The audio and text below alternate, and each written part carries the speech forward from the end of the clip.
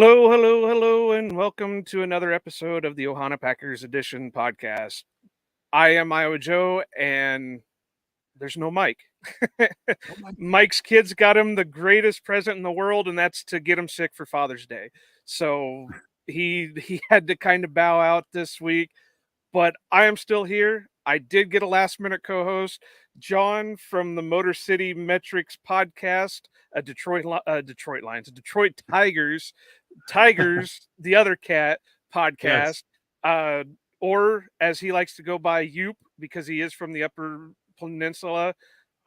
That's a lot of words to put out of my mouth. I'm not used to doing the openings on this thing. Can you tell? Yeah, I'm But the same way on our show. I don't do the opening either, so I hear you. John, it's great to have you aboard. Why don't you tell us about your podcast real quick? Oh, thanks. Yeah. Um, for about 4 years now, I've been a part of the Motor City Metrics podcast with a couple of great guys out of Detroit, Rogelio Castillo and Chris Brown.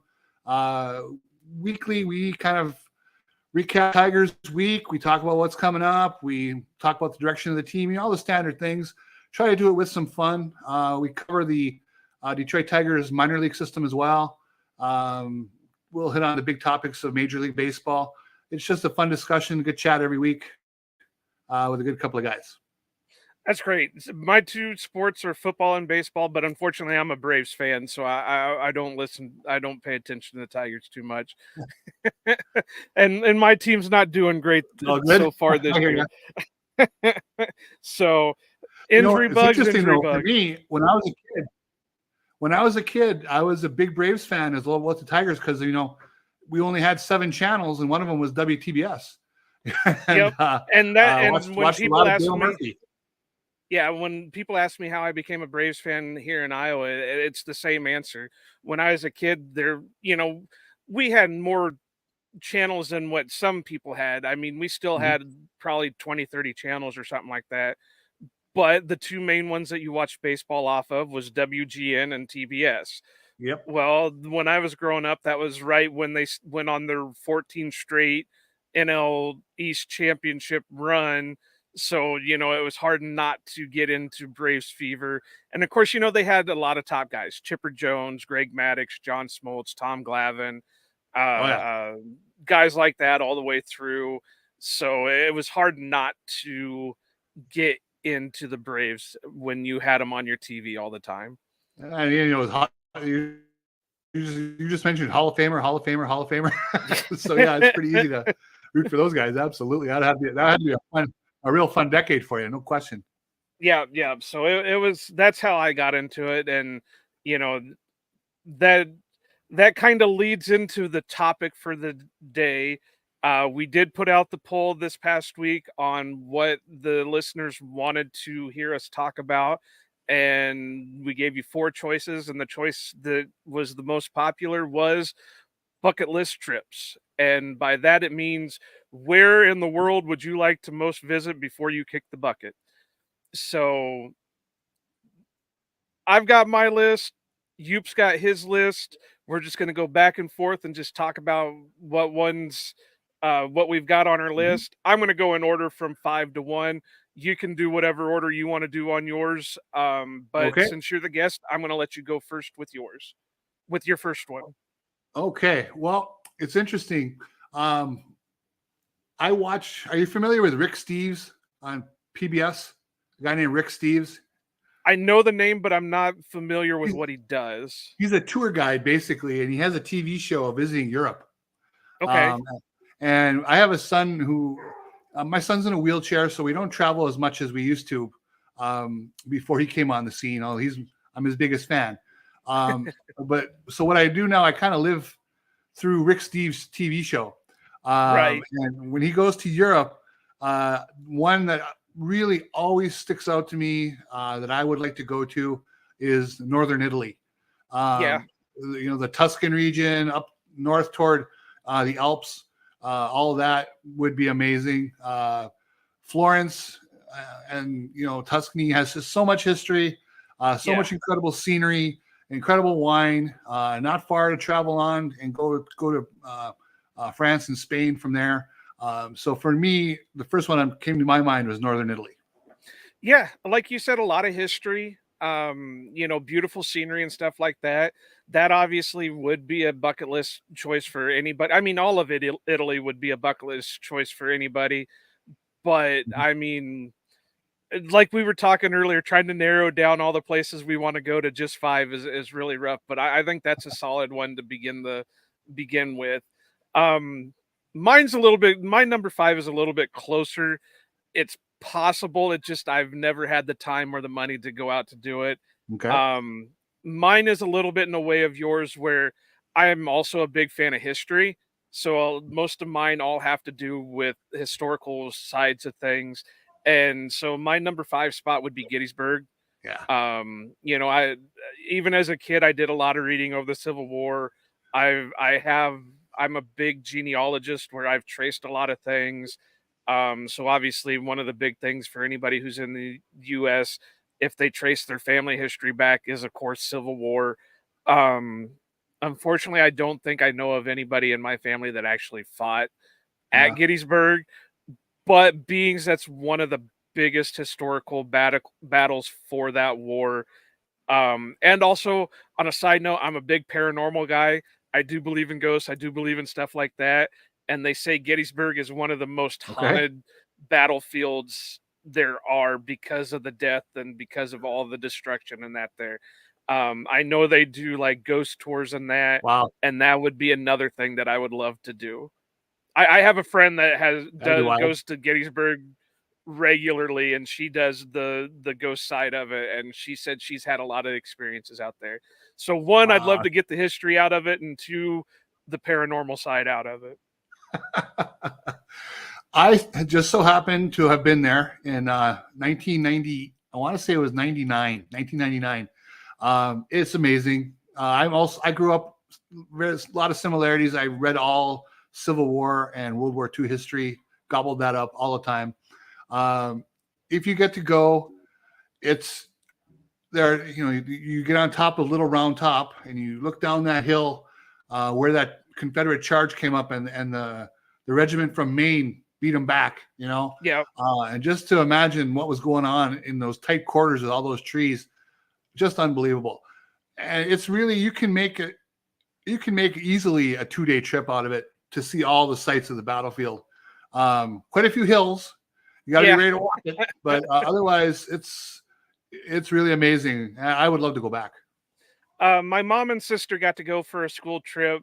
Oh hell, that was probably 20 years ago, if not a little less, maybe 19 years ago. Mhm. And they didn't get to spend a ton of time there, but they at least got to spend some time there. And she's always wanted to go back too.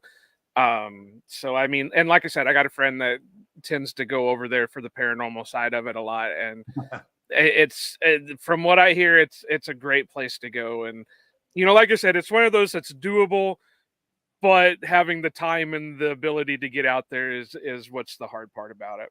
Yeah. So number 4 for you, or whatever order you're doing in. Well, I went back to my baseball side.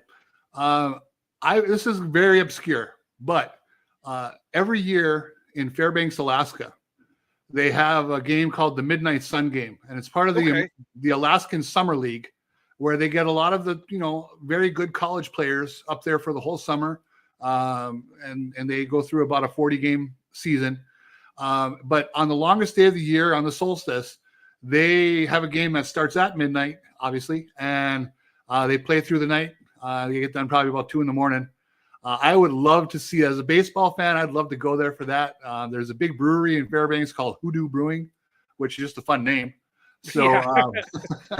so if there's a baseball one, especially on the amateur side, I would love to go up to Fairbanks and see that one.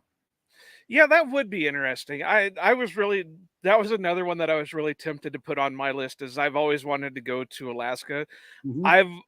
I'm on the side that I'm not a big warm weather person. So, I always Mhm. laugh that my vacations always tend to go to places that are cooler than where people normally go. So I go to like Green Bay and stuff like that. So Sure. Alaska would be on that northern part where it would be fun to take a trip up there. Um, but yeah, that definitely would be fun having. playing watching the midnight game, because yeah, they have days where the sun's up, Yeah, 24/7, exactly. and so that would be really fun to see that. Uh, Kind of an honorable mention is the next time that they have a game in Dyersville, I'd love to Oh, go up for the Field of Dreams game. yeah. So they kind of fit in with that, but no, Alaska would be a fun one for another one like northern Italy. The scenery would be amazing, and then just to be able to spend time at that ballpark and watch them play would be great. Well, my number 4 is another one that goes along with the history and could possibly go another one with a little bit of the paranormal side of things. But it's a little bit on the other side of the country compared to Gettysburg, Okay. and that's down to San Antonio and going to the Alamo. Again, Ah, big history type guy. That would be another bucket list spot to go down and spend time around there. I know it's not I know it's the big tourist trap now, and it's got more of the stuff like that, so you can't really do much around it. But still, we've what a lot of Americans don't understand is we're a fairly new country compared to what the rest of the world is. So our historical sites are relatively few and far between compared to what, going to England or going to Italy or stuff like that is. So the Alamo would be probably one of our earlier parts of our history, sure. and that would be a fun one to go visit. Again, like I said, I'm a big historical guy. Whereas you talked about, you read a lot about the Civil War and World War II.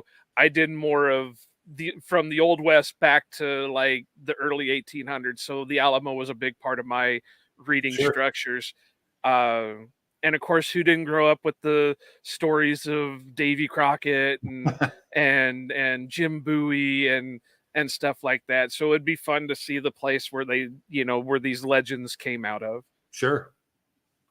Yeah, that'd be wild. And my wife has, I've not been to San Antonio. My wife has. And a little known fact is they call themselves the pecan capital of the world. Oh, So really? if you're a pecan pie fan of any kind, that's the place to be. Yeah, I love pecans. I love pecan pie, so that would be amazing. I had I could have had a shot at it. Hmm. When I started college, I started to go through the journalism program, and I started covering the criminal justice department. And the Mhm. year that I started, they took a trip down to Texas. And when they got back, I obviously did interviews and stuff like that with the what do they call it? The advisors for the criminal justice department and Huh. the criminal justice club and all that. And me and him got in pretty good with each other. And he said, well, next year, we'll, instead of doing the interviews, we'll just take you with us. Well, unfortunately, things happened. I didn't make it to the next year. So it bypassed it, and I didn't get a chance Sure. to go down with them. So, but all right. So, number 3, what you Number got? three, number three for me is a little weird, but that's okay. That's Um, fine. Weirder the better. Jim Belushi, Okay. the actor. There was he had a short-lived show on a few years ago where he was on the Rogue River in Oregon, and he bought this dilapidated state park that was right on the Rogue River and built this wonderful house. And he also built a large pot farm. I was going to say, isn't that where his weed farm is? And I'll tell you, I fell in love with the scenery. The water is coming down out of the mountains. Beautiful river. I would love to take some kind of boat excursion down that river, or stay in a house on that river and get out to the ocean as well, in the Bandon area. Oregon just looks like it's a state not a lot of people talk about, but I Right. think Yeah. I think it's pretty underrated in terms of scenery and natural beauty. Well, and then you're going to sample a lot of the product when you get over there Sure. with it. Well, you got to do what you got to do. Yeah, that Learn and one's grow. not one. Yeah. Or Oregon. Yes. Yeah, that one I wouldn't never thought of. I mean, it's a good idea. Uh, and with it being a former state park, you got to believe the scenery would be just amazing for it.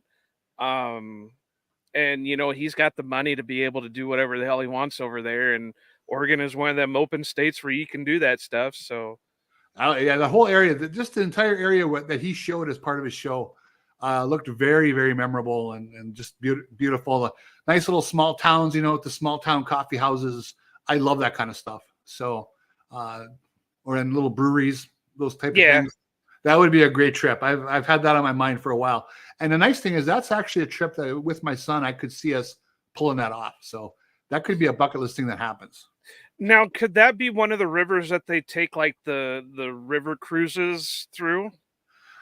I don't think so. It looks a little smaller than that. Okay. It looks, yeah, but it looks like something like if you could kayak parts of it, that sort of thing. Yeah, because every once in a while, in our area, we get a lot of the commercials about those river cruises, and they go up all the way to Oregon and back down, and sure, that's possible. I guess I don't know. I shouldn't say no or yes to it. I'm not positive. Well, I know they follow. What is it? They follow one of them follows the route of the Lewis and Clark expedition. Yeah, that's the Columbia River. So I didn't know if maybe that could be like an offshoot of it or something, but no, That's that would be that would be a cool trip. Yeah, I could see that. Now, I'm not a partaker of the marijuana, but I mean, hey, you do what you do with that. I'm open for anything. I'd love to be up there just for the scenery. Yeah. So I don't smoke it. I don't mind a gummy. Well, and be careful in Iowa because we're losing those things too. I know. So my number 3, I'm actually traveling over the ocean. This one is going to be a little bit of what I talked about, where I do my genealogy stuff. So this is kind of, as you want to call it, like one of the motherlands of one of our family trees, and that's to go to Scotland. I supposedly they even have a county over there that's how my grandma's maiden name was formed. Was it started out as so and so of Forbes, and it just ended up, okay, well, now you're Jim Bob Forbes, and so it just that. And I'm not just talking about the one area. I'd love to do everything in Scotland. I mean, you got everything over there, historical wise. You got the William Wallace stuff. You got the Blarney Stone. You got all this other stuff in Scotland, and it just now whether or not I'd be able to understand them when I got over there would be a completely different story. But yeah, that one from a historical and kind of a genealogy point of view would be my number 3 trip. Nice. No, I think I used to play a lot of golf when I was younger. I stopped playing when I was basically about around the time we moved to Iowa. But yeah, going to Scotland was always high on my list too. Not so much recently now that I don't play golf anymore, but right. Reading about the history, reading about, if you're a golfer at all, then it's nirvana. Everybody I've spoken to who's gone there loves it. But they also say if you get out into the country, into the rural areas, the people are amazingly welcoming of Americans and a lot of fun to talk to. But yes, also hard to understand at times. And see, I've tried I'm one of those that I like to experiment with like other country foods and stuff like that. So I have had their national drink, Iron Brew. Now, Scotland folk, I understand it. It was not my cup of tea by no means. It definitely is not one of those drinks that looks like or doesn't taste like how it looks. Right. I don't know have you ever heard of Iron Brew? No, I have not. So it's a soda pop. Okay. And it's orange as orange can be, but it does not taste orange. Really? It tastes like a weird bubblegum type flavor to it. And now I was told I did it kind of wrong. I bought the plastic bottles of it, and they say it's best when you get it out of a can. And I just, it wasn't, but it's got some kind of, chloroquine. Oh, really? It's got like a form of chloroquine in it. And it's like, because they're saying it's like medicinal too. And it's like, well, of course it's medicinal. It's got medicine in it. Wow. Okay. Where did you get it? Where did you end up getting it? I found it on Amazon. Okay. Surprisingly, Amazon. You can get a lot of that stuff from Amazon. Sure. But yeah, like I said, I was told I did it wrong. I got the plastic bottles and I should have got the cans out of it. But yeah, hey, you guys do you. I'm Yeah. sure there's stuff over here that we have that you guys just have a fit over. So That's probably right. so yeah, that was my number 3. So we're on number 2. All right. For me, my last name is Urkula, and where I'm from in the Upper Peninsula of Michigan. A lot of people from Finland immigrated to work in the copper mines and so on in Upper Michigan. So I grew up about 4 hours north of Green Bay. That's how I became a Packer fan as a young boy. The Packers were always on in our area. We used to get local news. 2 of the 3 networks came out of Green Bay.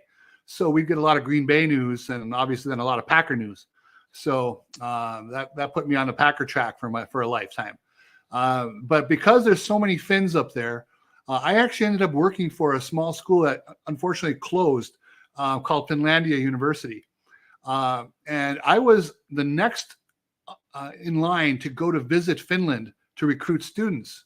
But I quit to move with my fiance at the time, my wife now, to Minnesota. So I didn't get to go to Finland. Which as someone with Finnish ancestry, I really wanted to go. So for me, I would like to see Finland, Norway, and Sweden, and go through the fjords and all through the Baltic area into the north of the Lapland of Finland. That would be amazing to me, and that might be a little personal because there's not that many Finns, right? That you know probably, but that would be something for me. That would be a timeless trip. But also, again, it all goes back to baseball for me sometimes.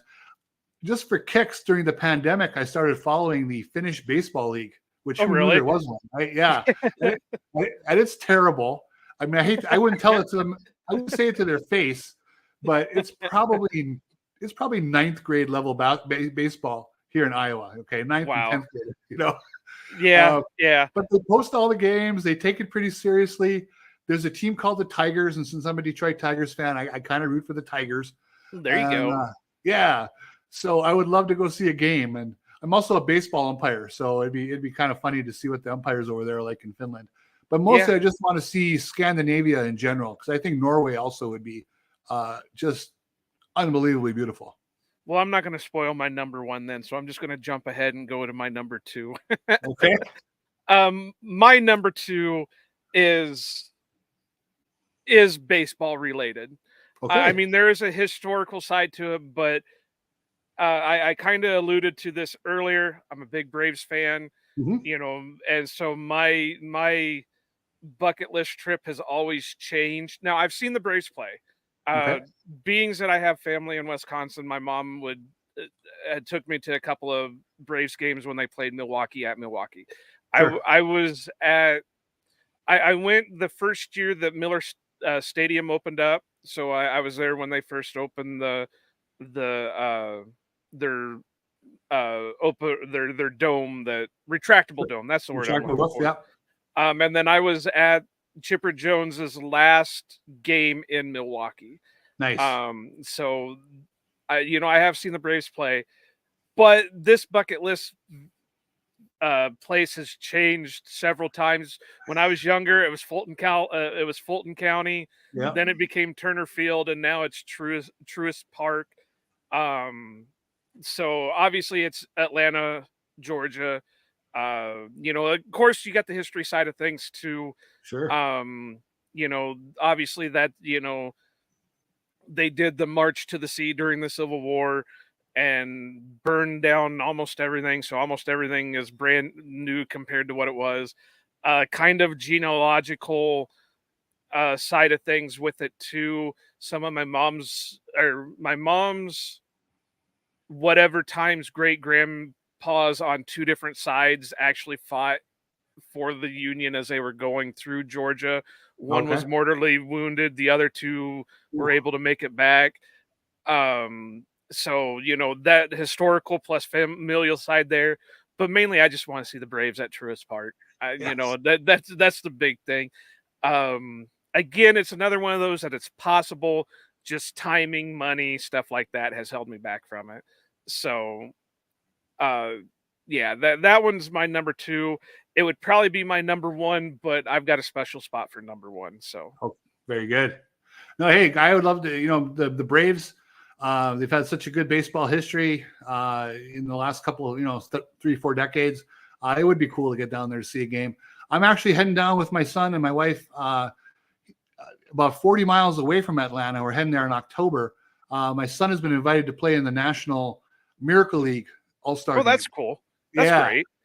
So he's going to get to hit the ball a couple times, and someone will push him around the bases. But it's going to be with kids from all over the country. And so we're taking the road trip down there. It's going to be a good time. Unfortunately, I was hoping it was during baseball season, but it's not. Yeah, October 6th.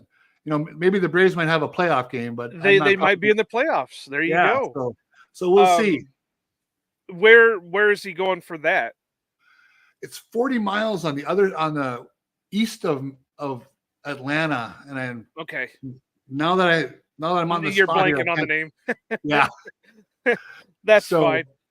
But See, my mom had an uncle that lived down there, and I think it was in Athens that they lived for the longest time. So I know the area a little bit. I've never been, but I know it a little bit just because I've talked to him and he's told me a little bit about some of that stuff. So, but that's really great. That's a good cause to go down there, and that'll get him to see a lot of things that he probably wouldn't get to see normally either. So we're really excited. He's been playing Miracle League baseball here in Ankeny since he was 5, and he's about to turn 14 next week. So he's to a lot of baseball games here, and I take him to a lot of ball games at Principal Park. For the Iowa Cubs. So this is kind of a pretty cool thing.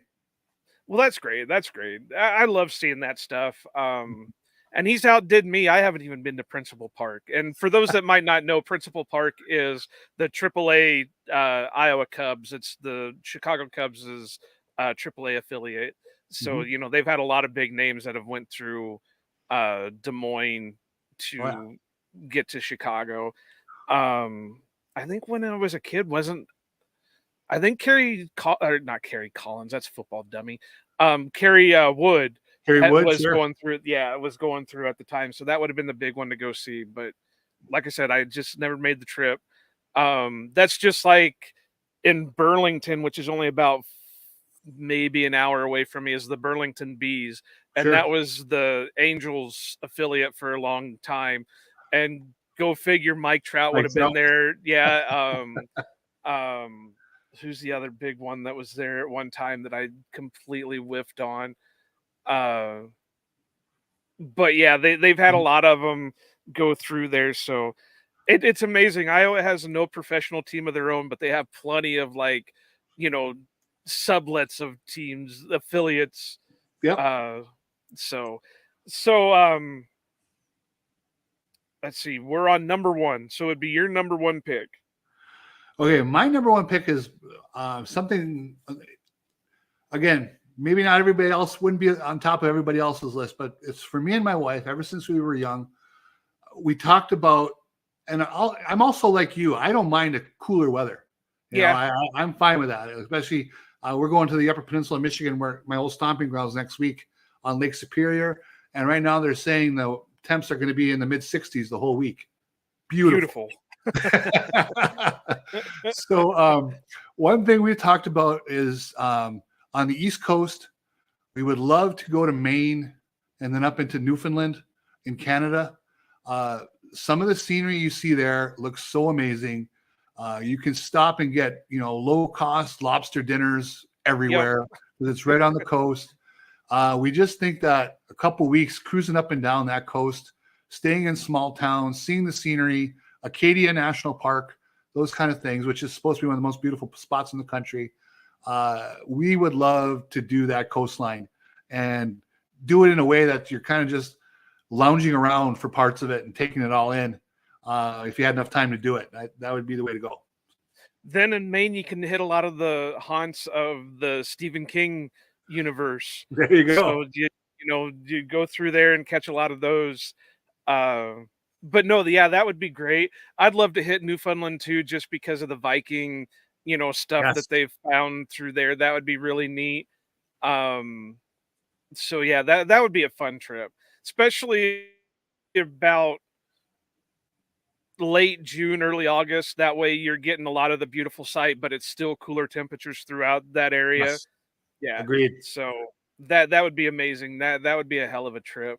And make it a road trip, not just you go there and stay in one spot. You just got to travel it. Yep. 100%. That would be great. So I didn't want to spoil my number one when you were talking about your number three, Okay. because you started mentioning Scandinavian. That, well, this one is my ultimate spot to go to because of family ties, because Okay. of genealogy, because of history and all that, and that's Sweden. Wow. My dad's dad and his siblings were the first generation born in the US. So my grandpa's parents came straight from Sweden over to the United States. There you go. Yeah. So, and of course, I didn't know any of them. My dad didn't really know any of them because we both came along later in our parents' life. That by the time we came around, all of them were pretty much gone. So we never got to hear a lot of the stories. We never got to talk to a lot of the ones that had been over there. So, and I know I still have relatives over there digging through the genealogy, and some of them are relatively close relatives, like third, fourth cousins still. Ah, okay. So, it would be fun to go over there and make the trip. Um, Beings that I have a ton of the Swedish and the Scandinavian blood in me, I feel Viking, so I got to go through the Viking heritage over there. Um, but I do have a cousin. It's be my dad's first cousin, Mhm. that did make the trip over there and did see a lot of the familial sites and meet a lot of the family over there. And she's always told me that that needs to be the trip to make. And, unfortunately, or fortunately for her, unfortunately for me, she had the means to do it because her and her husband are both, they're pretty much well off. Okay. She worked for NASA for years, and her husband is a doctorate in like physics and mathematics, and he Nice. worked for NASA, and he was a college professor, and he still gets called back even though he's retired like a dozen different times. He still gets called back to work. So they had, and he's actually from Norway, so he had a house in Norway while also living Ah, in the United States, so that was easy for them to go back and forth for it. But now that they're cool. getting older, it's harder for them to get over there. But like I said, family ties, beautiful scenery, historical, and that's old historical. I mean, that's like, Oh, yeah. pre, way pre United States historical. So that would be my trip. I Um, That sounds great. I kind of lump in Sweden, it's on the border with Finland, on the border with Norway. yeah. Just that whole thing would be just unbelievable to see.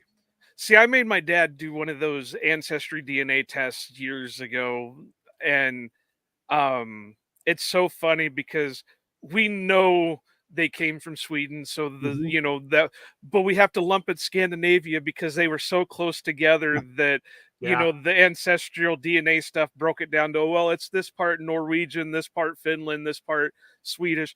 Well, we know they grew up and were born and raised in Sweden. It's just sure. it, there's so much cross mingling in there that Yeah.